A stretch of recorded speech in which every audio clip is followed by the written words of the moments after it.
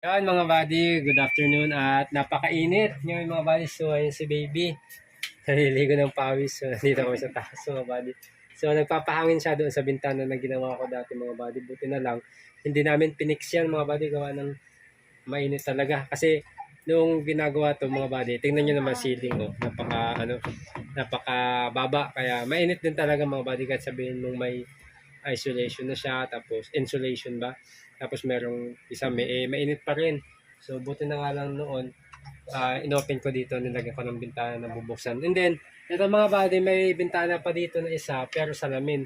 So wala kasi kaming bintana dati, so ito lang yung nakita kong pwedeng gamitin, at ayan yung inilagay namin. At ang purpose talaga nito mga buddy dati ay di ba, kung maalala nyo nung nagpapagawa kami, dapat lalagyan namin kahit maliit na aircon, kasi nga dito sa itong kwarto na to, dito kami natutulog mga bata. Ayan.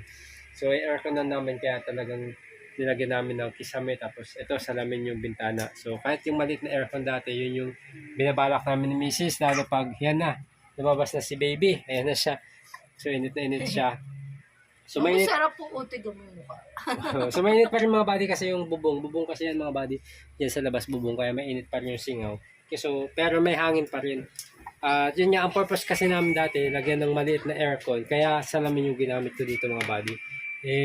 Syempre mga buddy, nung nanganak si Mrs., hindi naman ganun kadali mga buddy yung gastos. So nagamit namin yung mga binabalak namin. Tsaka kung papansin nyo, hindi pa tapos yung mga buddy, hindi nga namin na siya napinturahan, gawa ng yung budget, nilaan talaga namin sa panganak ni Mrs. At okay naman, bless naman kami, at syempre naging malusog si baby, ayan siya. Ayan na siya.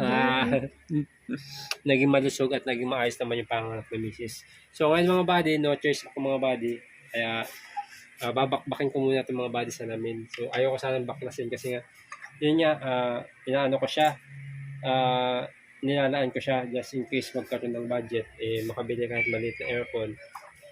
Yun nga, hindi ko matiis kasi mga buddy, napakainit kasi si baby, di ba, pag gabi tsaka sa tanghali, pawis na pawis. Yung buga ng electric pan namin kasi mga buddy, mainit din yung buga niya.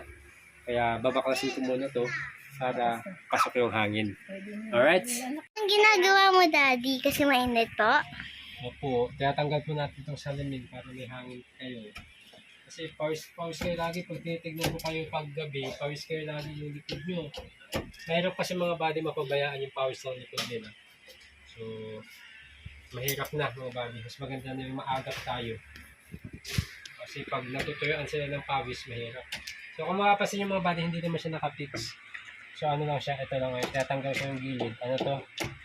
Yung, ang tawag dun? Yung nilalagay dito sa pader. Ang ganda ng view. Ayan, so hindi siya nakapix talaga. Mapaklasin muna natin. Saan natin yung ilaw? Kasi pag gabi, Daddy, basa rin yung likod ko. Doon ba? Opo, tapos pag gising ko lang, sobrang basa na. Kala ko po, Daddy, bibili tayong aircon. Hindi kasi yung pera natin na naipon, di ba? Opo. Ginamit ni ma'am kay baby. So, hindi naman pwede na uunahin natin yung mga ganung bagay. Kay baby muna. Okay lang ba yan? Opo.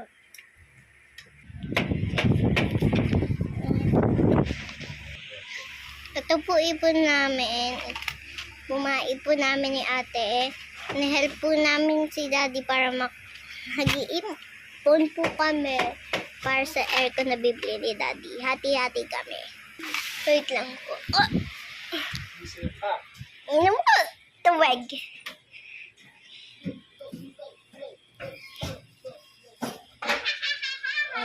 Lang po ako tubig. Kasi sinisinok po ako.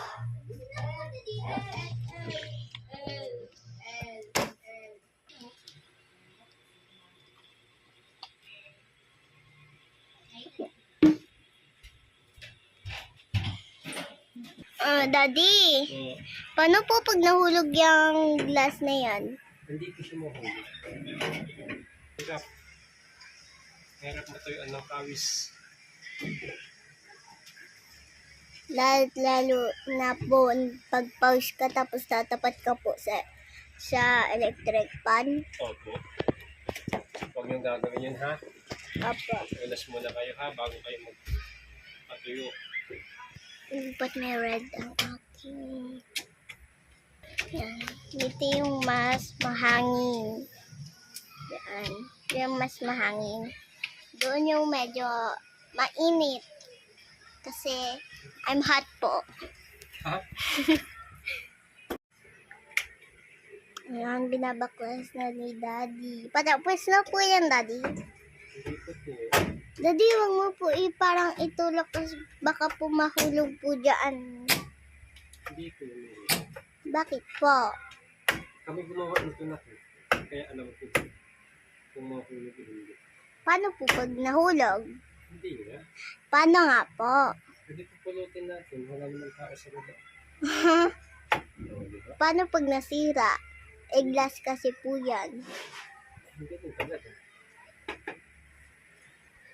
Yan, patanggal na. Wait lang, tingnan ko, Daddy, ah. Tingnan ko lang. Patanggal na. Oh! Ano? Tanggal. Yan, tanggal na. Tanggal na ni Daddy. Pwede mo muna yung walis anak. Push mo muna yan. Iwan mo yung Ayan po, nagwawalis na po si Daddy kasi medyo makalat.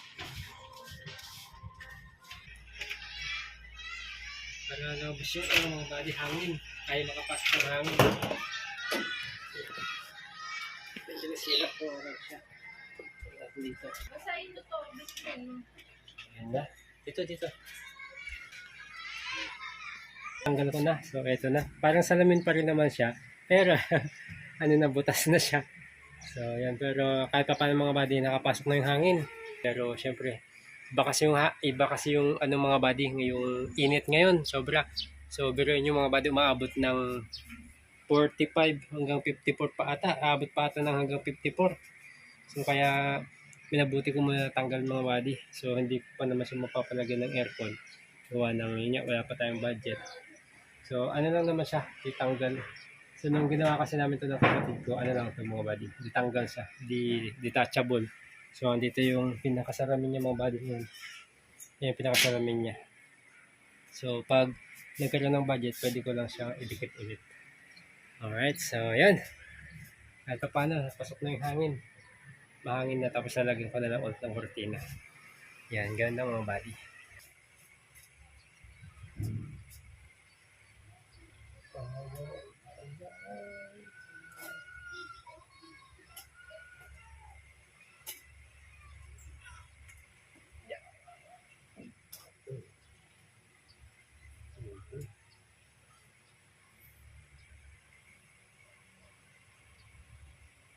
Pero maganda ito ma'am, lalagyan ko ng screen. Lagyan ko ng screen kasi baka magtapon yung mga anak mo ng kung ano dyan may pagalitan tayo dyan sa bakanting lote. Ang likod niya kasi mga body ay bakanting lote. So baka may mga mahulog ba. So mas maganda lagyan ko na lang din ng screen. Alright. Ayan mga body.